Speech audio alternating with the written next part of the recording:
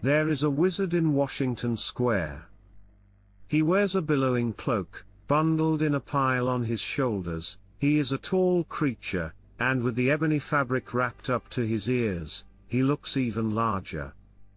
The rest of the cloak drapes down his legs, swaying in fraying threads at his ankles. His jeans, black, too, are too short for him, yielding to grey ankles and ragged shoes. He is pale all over, with skin dead blue pale like a corpse. His hair is like pale wheat, in need of a glinting scythe. For all his magic, he must cut it in the dim reflection of an out-of-service train with a pocket knife. He seeks out the sun on the eastern side in the mornings. After all, it is January, and the wind is a choppy wave that encases him in a smooth shell of stiff numbness.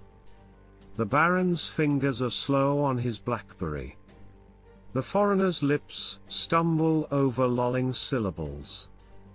The playwright curls her fingers around her smouldering dunhill, seeking the warmth at its fading edge.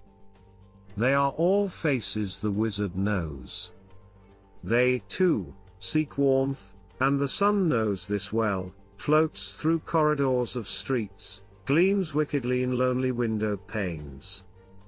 Even in the light, January is an inescapable, gnawing cold as the city grinds its teeth against the onslaught of winter. The wizard has one companion, his black piano. A tarp lies over it, dark and magicked to fight off deterioration. Tucked inside are slippery tubs of Vaseline. The wheels whistle when the breeze hits them right, and the legs bear many scuffs and nicks. A carving on the side reads, "This machine kills fascists." The piano sleeps outside with the wizard. It is his only semblance of home. He plays Chopin on Sunday as the distant bells of St. Patrick's Cathedral strike blow after blow. The pigeons churn around and around him like silver-clad knights. They settle on the grey oaks until his fingers grow too stiff to play any longer, then they soar to find some other form of entertainment, chasing after the cabs that roam the city like yellow ogres. It is harder for him to escape his boredom. When misery swirls in the cavernous expanse of his limbs, hungry but always without food, tired but always without rest, longing but always without peace, he summons wraiths out of the empty streets. Their chittering sounds like the screeching of train brakes, and they cackle at his cold shell of a body, but they are company. They swirl from grates and scatter in puffs, reaching out with incorporeal tendrils, wrapping gleaming, moist claws around his throat. Only then does he send them away. Sometimes, he will leave his black piano and walk down to Chelsea. He imagines the maroon lanes on either side of the road come from the blood of the artists who dared to dream in a city so insatiable. Within the cracks of the pavement, he speculates, smiling, are clots from lyricists and musicians and painters and photographers. And, if the wizard looks long and hard, he can imagine his name within the coagulating bubbles.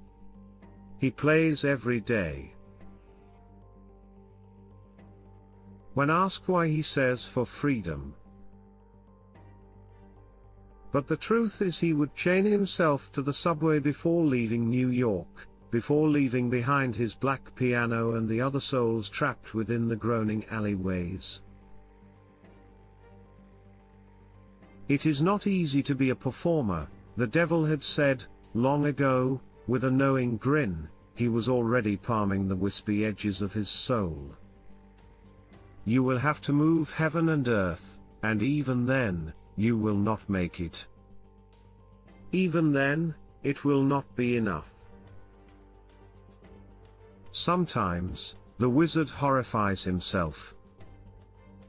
Curls up underneath the cold embrace of his black piano and shakes apart with every sound in the dark. His fingers, white and slimy as mackerel, curl around protection charms. They are not enough. He bares his teeth at wandering footsteps and buries his freezing limbs tighter and tighter in his cloak. Spits up bile after seeking out dinner in alleyway bins. The bad moments are dredges of hell, if hell is cold and impersonal, if hell reflects absurdity's deranged smile. His black piano shudders and shakes against the tempest of the night, and those are the times that remind the wizard of the totality of his isolation. And he, alone, must ward off the wretched hands of the night. As long as the night lasts, though, the sun always comes around with its sardonic grin. It congratulates the wizard with its temporary warmth, whispering about another night braved, and the wizard is not prideful enough to decline its comfort. It is not all bad. Children hold their parents' hands with fat, chubby fingers and God in their eyes. They pinch crisp bills, crinkling them with excited apprehension. A girl leaves a sweet wafer that makes his face flush with the heat of a sugar rush, a balm against the cold. A baby waddles up and holds the wizard's ugly hands, rubbing the Vaseline for him. A prodigy plays beside him, sheepish and young. Other sorcerers stop for him, too. A woman in a crochet cap and sneakers sets her bags down on an adjourning bench. She begins to dance. The only proof that she is real is the scuffing of the soles of her shoes on the pavement. Magic courses in tendrils through the air. She dances for hours. She dances warmth into the wizard's thin and bony fingers. She dances life into the empty corpses of the other homeless lounging around. She dances apathy into love. Her loose clothes billow around her like open curtains on a June evening. He sways in his shawl as his bones croak in the cold. She smiles and takes his hands when he can play no longer, tracing stories onto the chapped lines of his palms. She leaves after dropping a tulip and a 50 in the black jar he's left out. She comes back every few weeks.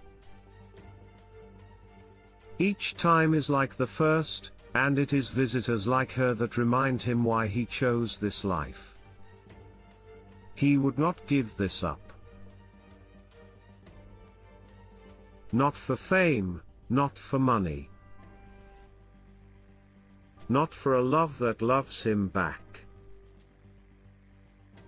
He is the wizard on the eastern side of Washington Square, and after decades, the sun is the one that seeks him out. It is the wraiths that summon him? And it is his name whispered in tire screeches on bloody streets in Chelsea. This fictional story is based on a real man I saw performing in Washington Square. His name is Colin Huggins and he had become homeless. He pushes his piano around the city to try to make enough money to live. His playing was indeed magical. Homelessness is a rampant issue in America, and sometimes that is easy to forget. If you liked this story, spare a moment to donate to the man who made it possible. His Venmo is at everythingwillbeok.